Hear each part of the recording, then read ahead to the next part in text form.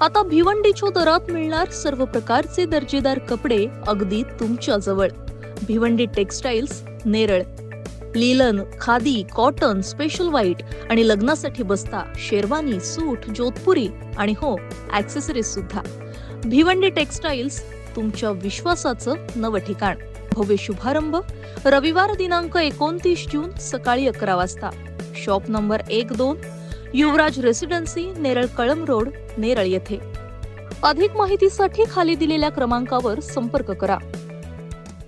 Neral railway स्थानकातून मुंबईकडे निघालेल्या लोकल ट्रेनमधून 18 वर्षीय विवाहित तरुणानं उडी घेत आत्महत्या केल्याची घटना समोर आली आहे.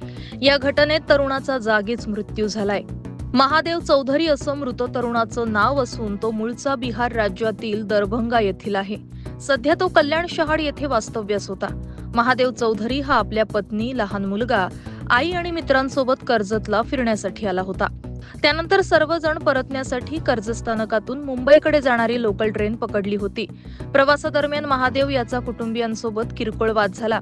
याच दरम्यान लोकल ट्रेन नेरळ स्थानकात थांबली आणि पुढील शेलू स्थानकाकडे निघाली. मात्र रागाच्या भरात महादेवनं धावत्या ट्रेनमधून उडी घेतली. ट्रेनमधून खाली पडताना डोक्याला गंभीर मार लागल्यानं त्याचा जागीच मृत्यू झाला. घटनेनंतर कर्जत आणि नेरळ रेल्वे पोलीस घटनास्थळी दाखल झाले.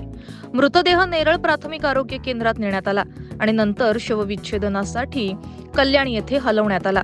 ही दुर्दैवी घटना सकाळच्या सुमारास घडली. यावेळी घरातील सर्व सदस्य रुग्णालयात दाखल होते. महाराष्ट्र न्यूज 24 साठी अजय गायकवाड, नेरळ.